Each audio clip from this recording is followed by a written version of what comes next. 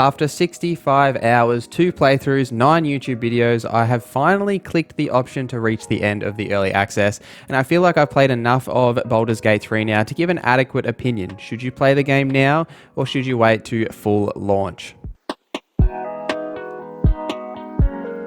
Today's video is sponsored by my Twitch channel. I stream every Tuesday, Thursday, and Sunday Australian night time. So if you have any questions about the game that I haven't answered in this video, do stop by and I'll happily answer your questions there.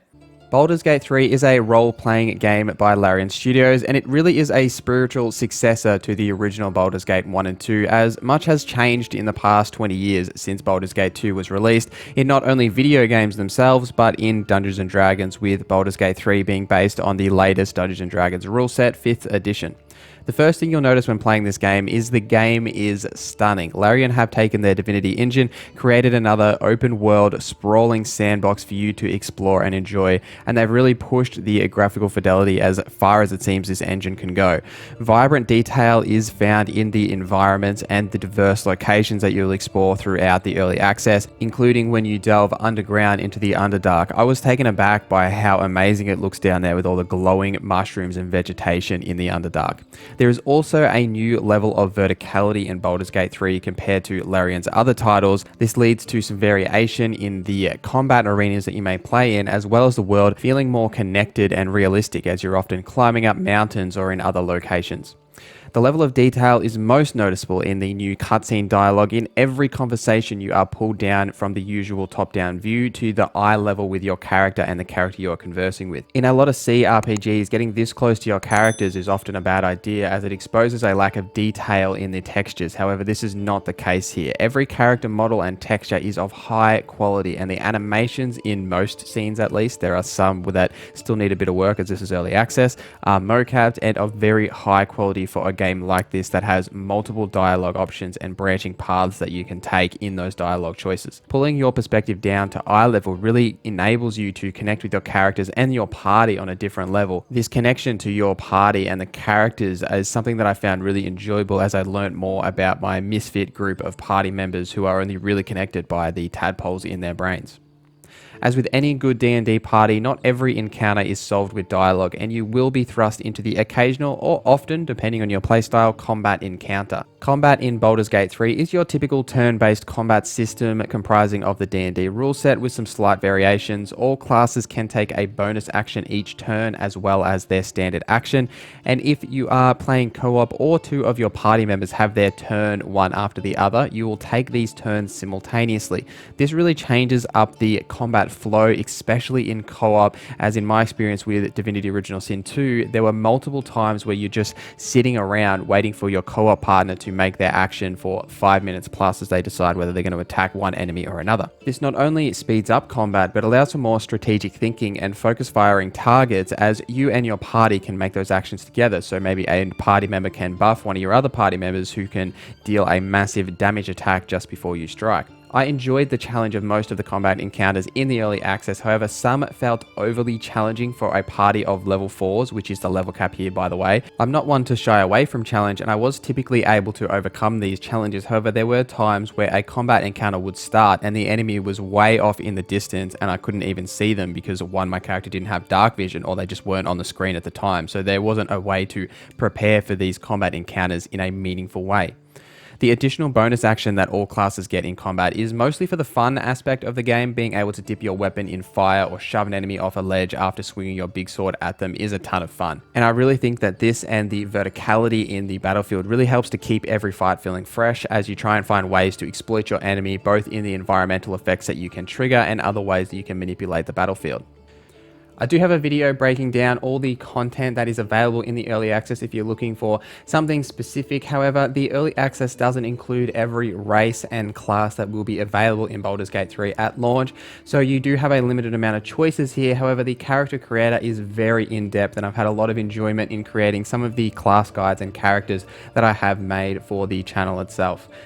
Let's take a break and talk about the sound. Tired come to rest, and the famished come to feed. Lavishly.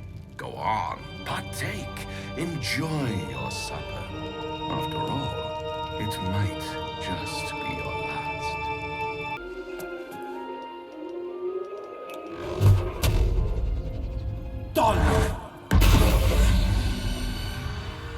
I don't have much to say about the sound here other than it's great across the board. The combat effects have a nice weighty punch to them that feel like you're really hitting hard, especially Eldritch Blast. I love the sound of that ability. The soundtrack here is great, although a small nitpick is that I'd like more variation in some of the backing tracks, especially combat. It does get a little bit repetitive after a few hours when you are in combat a lot. It would be nice to have some different combat backing tracks to really fill that void. The real standout here is the voice acting. Every character except your player character, though they do talk sometimes, is fully voice acted in cutscenes and they all sound fantastic. The narrator especially, who also plays my lady in Divinity Original Sin 2, is fantastic and I can never get sick of that voice. You feel hate, and you deserve to be punished for it. You should be whipped, made to bow before this creature in shame. Something that I was struggling with throughout this review is the bugs, and fair warning, there is a lot of them. Quest bugs where you can't complete quests, visual physics bugs where characters will spaz out after they die, UI issues where things just disappear from the UI, and also game-breaking bugs like being unable to save, which happened to me multiple times on stream in my co-op gameplay, even to one point where we lost about an hour and a half of gameplay because we could not save and we couldn't figure out a way to fix the bug. The caveat here obviously is that the game is in early access and Larian have released 3 hotfixes and a patch since the game launched a couple of weeks ago. However, Larian is asking for full price for this game in its current state. For me in Australia, this is a $90 purchase. So I feel that I have to mention that you will experience bugs. Some of them funny, some of them really frustrating, and I remember trying to free a lady who was trapped in a burning down house. In one playthrough, I was able to get in the room that she was trapped in without actually freeing her, and she immediately thanked me for saving her and gave me the next portion of the quest. In another playthrough, I actually got into the room a correct way and broke down the door, and she kept telling me that I had to free her, even though she was free, but she wouldn't leave. And later on, I got a dialogue option with one of my party members who expressed their disappointment that we were unable to save her, even though I did actually save her. With a game like this and all the different choices and ways you can tackle situations, there is bound to be a number of bugs, especially in an early access state like the game is in currently. But this is something that you need to be aware of if you're going to spend your money on the product as it currently is presented. I only experienced 1 or 2 quests that I couldn't complete, and all the other quests were very enjoyable. Even side quests presented different ways to achieve outcomes and often didn't overtly tell you the required solution they were looking for, allowing you to experiment and try to solve the quest in your own way. And I love this kind of quest development because this, with a friend especially, is a ton of fun to try and work out solutions for these problems together. At the start of the story, your player character finds himself on a Mind Flayer ship and you are infected with a tadpole. These lovely tadpoles will turn their host into Mind Flayers of their own in due time.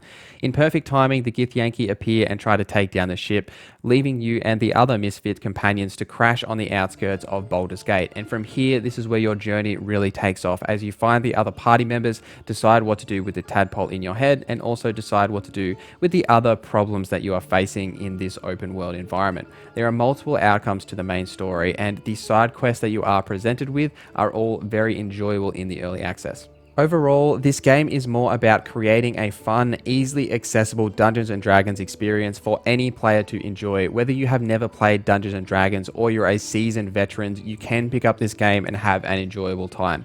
Being that the game has launched into early access at full price, I feel like I have to judge the game based on the value for your dollar here. If you purchase the game today, yes, you'll get the full game at launch. However, is the game you're purchasing today worth your dollar? I don't think so, unless you are a hardcore fan of Larian Studios or of Dungeons & Dragons, which in that case, you've probably already bought the game. The question really is, are you desperate to play the game now, or can you wait? If you're watching this video sitting on the fence about whether you should purchase this game, then my advice to you is to wait.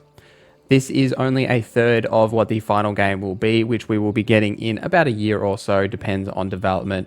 By playing this buggy, unfinished game at full price, mind you, you're really robbing yourself of a deep, branching experience when the game fully launches at that time. This is a solid foundation for what Baldur's Gate 3 can be, but it needs to be finished before this game can truly be amazing. If you're looking for more Baldur's Gate 3 content, you can check out my class guides or any of the other guide content that I do have on the game. Please follow me on Twitter, Instagram, and on Twitch, where I stream 3 days a week, Tuesday, Thursday, and Sunday, Australian night times. Hope to see you guys there in the next stream. Thank you for watching this video. My name is Norza, and I hope you have a great day.